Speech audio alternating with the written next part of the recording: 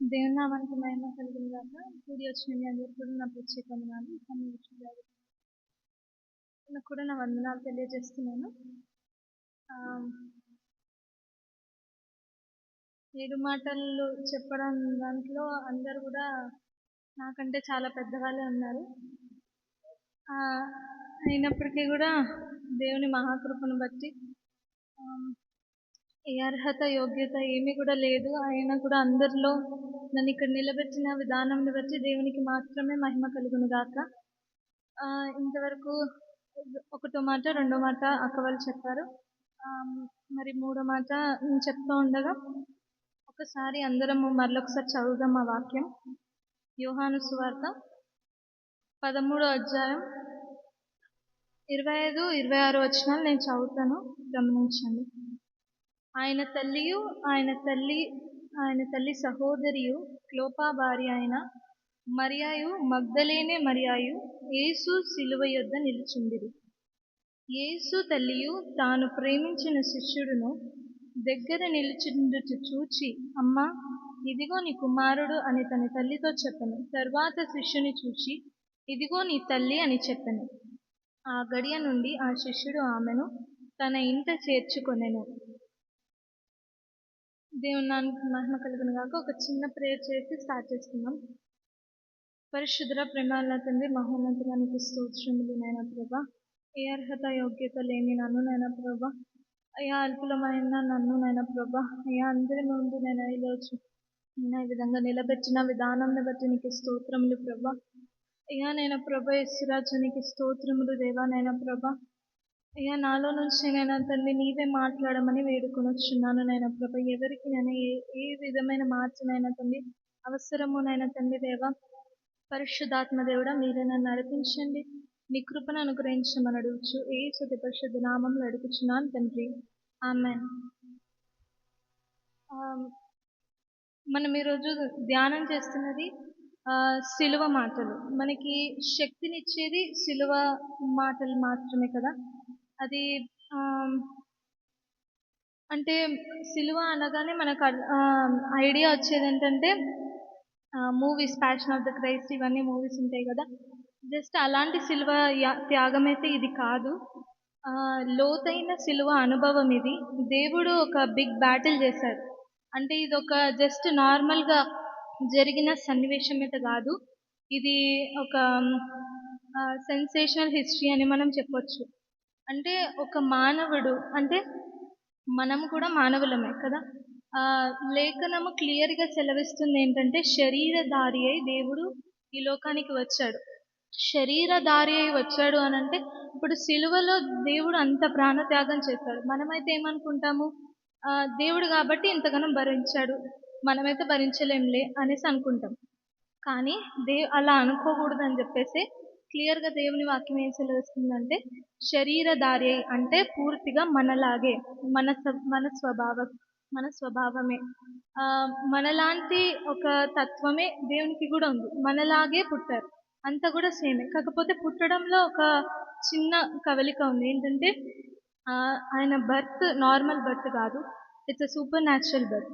ఎలా అంటే ఒక పురుషుడు మరియు స్త్రీ కలియక ద్వారానే ఒక శిశువు అనేది జన్మం అవుతుంది. కాకపోతే దేవుడు పరిశుద్ధాత్మని అభిషేకము చేత ఆమెని అభిషేకించి ఆ మరియా యొక్క గర్భంలో నుంచి పురుషుని యొక్క కలియక లేకుండానే దేవుడు జన్మించాడు. సో అందుకే నేను దీన్ని న్యాచురల్ బర్త్ అనట్లేదు, because it's super natural birth. Okay, first మనము ఈ సిలువ ధ్యానం గురించి చూసినట్లయితే ఈరోజు మనము అవును దేవుడు చాలా బాధనందాడు. ఆయన ఉమ్ము మొహం మీద పడినా సరే ఆయన కూడా ఏమీ అనలేదు. ఒక మరో మాట ఆయన ఏమి కూడా పలకలేదు. ఎన్ని దెబ్బలు పడినా సరే ఆయన కూడా ఏమాత్రం కూడా ఆయన బాధ చెందలేదు, మళ్ళీ నోరు తెరిచి కూడా ఏం మాట్లాడలేదు. అయినప్పటికీ కూడా ఈరోజు ఇంకొకటి మనం తెలుసుకోవాల్సిన దినం ఏంటంటే సిలువ దినం అనగానే ఈరోజు అపవాది తలను చితక త్రొక్కింపబడిన దినం ఇది. ఆమె ఈరోజు మనము వెల చెల్లించవలసిన దినం అయిపోయింది. దేవుడు మన కోసం వెల చెల్లించేశాడు. ఆమె ఇప్పుడు మనం ఒక దగ్గర అప్పు తీసుకొని ఉన్నాము, చాలా బాధపడుతున్నాం. అది కట్టలేక మనం చాలా సతమతం అవుతున్నాం. కానీ ఆ ఓనర్ వచ్చి, నీ బాధను నేను చూస్తున్నానమ్మా, నో ప్రాబ్లం, నువ్వేమీ కట్టనవసరం లేదు, అంతా నేను చెల్లించేశాను అని అన్నారనుకో, మనకి ఎంత సంతోషం అవుతుంది కదా. అంతకంటే కూడా గొప్ప రక్షణని మనకు దేవుడు అనుగ్రహించాడు. వెల మనకు కట్టాల్సిన వెలని మొత్తం కూడా దేవుడు చెల్లించేశాడు. ఆమెన్. మనం ఇప్పుడు చేయవలసినవి ఏంటిదంటే దేవుని సిలువను మాత్రం మోయాలి. సిలువను మోయడం అంటే ఆమ్, పాత నిబంధనలో చూసినట్లయితే సిలువ అనగానే శాపం. అక్కడ సిలువ వేస్తున్నారు అంటే అటు సైడ్ ఎవరు వెళ్ళరు, అటు సైడ్ ఎవరు చూడరు. అలాంటి అదనమాట. కాకపోతే దేవుడు ఆ సిలువ ఎక్కిన తర్వాత ఆ సిలువ ఆ చెక్కకున్న విలువ కూడా మారిపోయింది. అందుకే అది కనీసం చూడని వాళ్ళు కూడా ఇప్పుడు ప్రతి ఒక్కరింట్లో క్రాస్ ఉంటుంది. ఇక్కడ కూడా మనం క్రాస్ చూడొచ్చు. సో అంతటి గొప్ప దేవుణ్ణి మనం పూజిస్తున్నాం. కాబట్టి మన సిచ్యువేషన్స్ బాలేవు, ఇట్లా ఉన్నాయి, మనము సిలువను ఎత్తుకున్నప్పుడు మనకి కలిగే నష్టాలు, బాధలు ఇవన్నీ చాలా ఎక్కువే. మనల్ని ఎంతోమంది తిడుతూ ఉంటారు, ఎన్నో కష్టాలు, బాధలు అయితే వస్తాయి. కాకపోతే వీటన్నిటిని నుంచి కూడా దేవుడు విడిపించే దేవుడు. ఒక చిన్న వాట్సాప్లో ఒక స్టేట్మెంట్ ఉండేది. అదేంటంటే మన కష్టం యొక్క అంటే మన వెనుక మన గురించి చాలా చెడ్డ మాటలు పలుకుతున్నప్పుడు మనం ఏమి కూడా బాధపడకూడదంట, మనం సంతోషపడాలంట. ఎందుకంటే వాళ్ళు మనం వెనుకున్నారు, మనం వాళ్ళకంటే చాలా ముందున్నాం కాబట్టి. ఆమె దేవుడు మనల్ని ముందుంచారు, అందుకే వాళ్ళు వెనకాల మాట్లాడుకున్నాం, మన ముందు మాట్లాడుకోవట్లేదు. అండ్ అలాగే ఇంకొక చిన్న స్టేట్మెంట్ ఏంటంటే, అందరూ చనిపోతారు కదా. చనిపోయినప్పుడు వాడు చెడ్డవాడైనా మంచివాడైనా సరే, చనిపోయిన తర్వాత అతని గురించి మంచిగా మాట్లాడతారు. భూస్థాపన కార్యక్రమం ఇవన్నీ కూడా అవిట్లో వాళ్ళ గురించి మంచి మాట్లాడడమే చూస్తాం, కానీ ఎవరు కూడా చెడిపోయి మాట్లాడారు. కానీ మనం బ్రతికున్నప్పుడు మాత్రం ఎందుకు చెడ్డగా మాట్లాడతారు? ఇప్పుడు మనం చూసినట్లయితే ఆత్మీయ జీవితంలో మనము ఆత్మలో గట్టిగా ఉన్నప్పుడు చెడ్డ మాటలలో మన మీద వస్తాయి. అదే మనం ఆత్మలో చనిపోయామనుకో, అప్పుడు లోకమంతా కూడా మనల్ని పొగుడుతుంది. ఆమె అదే ఈ సిలువ త్యాగం యొక్క విలువ. అయితే ఈరోజు మనము మూడవ మాట తల్లి మరియు కుమారుని యొక్క కనెక్షన్. మనము ఒక విధంగా చూసినట్లయితే mother are connected to sons and daughters are connected to fathers. అందరు అగ్రీ చేస్తారా దీనికి? ఎస్. మదర్స్ అందరు కూడా ఎప్పుడు కొడుకులు అంటే చాలా ఇష్టపడతారు. మా ఇంట్లో కూడా నేను ఒకవేళ తప్పు చేసినా సరే, మా తమ్ముడు తప్పు చేయకపోయినా సరే, మా డాడీ ఎప్పుడు నన్నే పొగుడుతాడు, ఎప్పుడు నన్నే వెనకేసుకొని వస్తారనమాట. నన్ను మాత్రం ఒక మాట కూడా అన్నాడు. ఖచ్చితంగా మా తమ్ముడిని మాత్రమే తిడతారనమాట. కానీ మా మమ్మీ కూడా అప్పుడప్పుడు నన్ను వెనకేసుకొచ్చినట్టే ఉంటుంది, కానీ మా తమ్ముడు అంటేనే చాలా ఇష్టం తనకి. అది మాత్రం కరెక్ట్గా చెప్పగలను నేను. ఇక్కడ కూడా మనము ఇక్కడ చూసినట్లయితే ఇలాంటి పరిస్థితి మామూలు పరిస్థితి కాదు. ఇది దేవుడు మొత్తం ఆయన ఒళ్ళు మొత్తం ఎలా ఉందంటే, మనము చాలా జ్వరం వచ్చి ఇప్పుడు బెడ్ మీద పడిపోయామనుకోండి, కనీసం ఒక్క బాడీ పెయిన్స్ తోటి జస్ట్ ఇట్లా ముట్టినా సరే మనకి చాలా విపరీతమైన పెయిన్ అనేది వచ్చేస్తుంది. అలాంటిది ఆయనకి కొరడా దెబ్బలతో పడి ఒక పక్క శరీరం అంతా గాయం ఉంది, మళ్ళీ అంతేకాకుండా మనసులో కూడా గాయం. ఎందుకంటే మనుషులు ఒక్కొక్క మాట పలుకుతుంటే అది చాలా విపరీతమైన బాధ కలిగిస్తుంది. మనల్ని పైన కొట్టే కంటే కూడా మనల్ని అనే మాటనే మనల్ని చాలా ఎక్కువ బాధ పెడుతుంది. అవును కదా. ఆ విధంగానే దేవుడు అలాంటి పరిస్థితుల్లో కూడా తన తల్లిని మర్చిపోలేదు. ఇలాంటి పరిస్థితుల్లో కూడా తన తల్లిని విడిచిపెట్టలేదు. తన తల్లి కోసం ఆయన ఆలోచించారు. How sensitive he was towards his mother. Okay. దేవుడు మనం ఇక్కడ చూసినట్లయితే వన్ సైడ్ పరలోకపు తండ్రిని దేవుడు సంతోషపెట్టాడు, అదర్ సైడ్ చూస్తే భూలోకంలో ఉన్న తల్లిని కూడా దేవుడు సంతృప్తిపరిచాడు. అవునా. అలాగే మనం చూసినట్లయితే దేవుడు ఆ తల్లితోటి మనము ఎందుకు ఆ విధంగా మాట్లాడాడంటే, తల్లి యొక్క అవసరము దేవునికి తెలిసి ఉన్నది, మన అందరి అవసరం కూడా దేవునికి తెలిసి ఉన్నది కదా. అప్పుడు దేవుడు మరియాని చూసి ఏమన్నాడంటే, లేఖనం సెలవిచ్చిన ప్రకారంగా, అమ్మ ఇదిగో నీ కుమారుడు అని తన తల్లితో చెప్పాను. తన తల్లి అంటే ఆయన మానవ శరీరంలో ఉన్నాడు కాబట్టి ఆయనకి నవమాసాలు మోసింది ఆ తల్లి. అంతేకాకుండా ఒక్కసారి యెరూషలేములో తప్పిపోతేనే అయ్యో తప్పిపోయాడు కుమారుడని చాలా తపతపన అయిపోయింది ఆమెకి.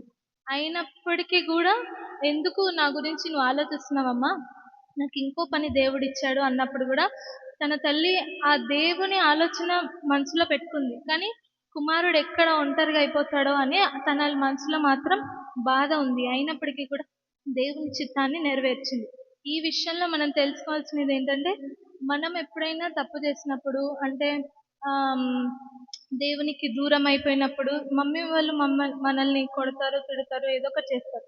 కానీ వాళ్ళ మనసులో మాత్రం చాలా బాధ అయితే ఉంటది. అదే ఇక్కడ మాత్రం వ్యక్తపరుస్తున్నాడు. ఆమ్,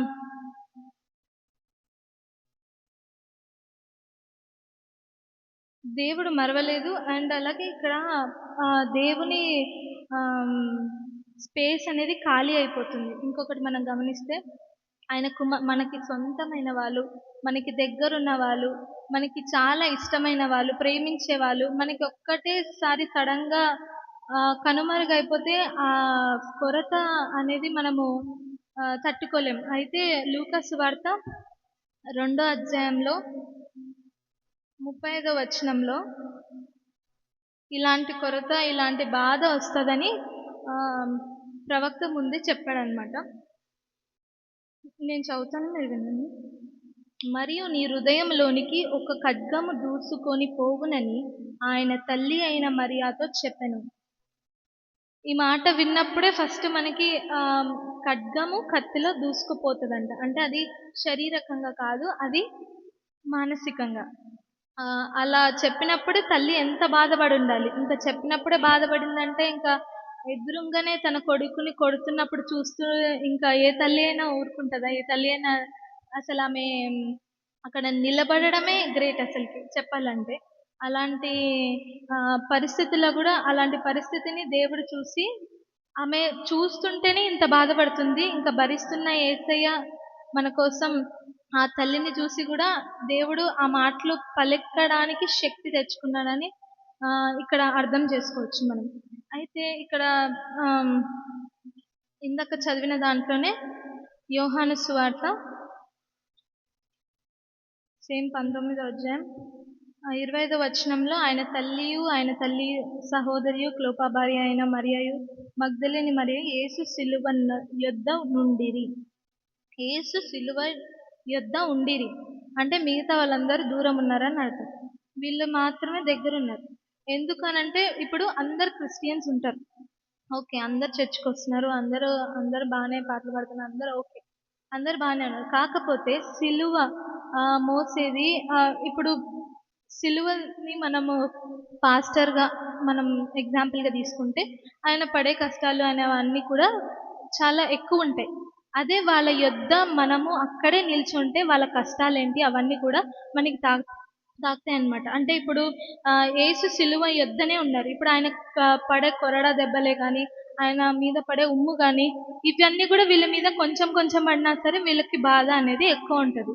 అయితే నేను చెప్పేది ఏంటంటే, మనం చర్చ్లో ఉంటున్నాం, అందరి దగ్గర వస్తున్నాం, ఓకే, కాకపోతే దేవునికి దగ్గరగా జీవించినప్పుడు మాత్రమే ఇలాంటి బాధలు మనకి కలుగుతాయి, దూరం ఉన్నప్పుడు కాదు. అందుకే దేవుని దగ్గర ఉన్నప్పుడు ఇలాంటి బాధలు కలిగినా సరే మనం ఏమాత్రం కూడా బాధ చెందొద్దు, మనం ఏమాత్రం కూడా భయం పడొద్దు, మనం సంతోషపడాలి. ఎందుకంటే మనం ఇంకా దేవునికి దగ్గర అవుతున్నాం కాబట్టి, ఆయన స్వరూపంలో మనం ఉండాలి కాబట్టి మనము దేవుణ్ణి కాపీ కొట్టాలి అంతే. మన ఫైనల్ వర్డ్ ఏం చెప్పాలంటే దేవుణ్ణి మనం కాపీ కొట్టాలి అంతే. అండ్ లాస్ట్గా నేను ఒక చిన్న నేను ఎక్కువగా అయితే ప్రిపేర్ అవ్వలేదు, ఎందుకంటే ఈరోజు పొద్దున్న ఇందాక అది కూడా ఒక ½ అవర్లో నేను ఇది ప్రిపేర్ అయ్యాను. ఇన్ని రోజుల నుంచి కొంచెం నా స్టడీ షెడ్యూల్ వల్ల అసలుకి నేను ఏమీ ప్రిపేర్ అవ్వలేదు, ఏం చేయలేదు, నాకు చాలా భయం వేసింది. అయితే నేను చెప్పలేనని మళ్ళీ ఇంకొకసారి చెప్పాను మా అమ్మకి.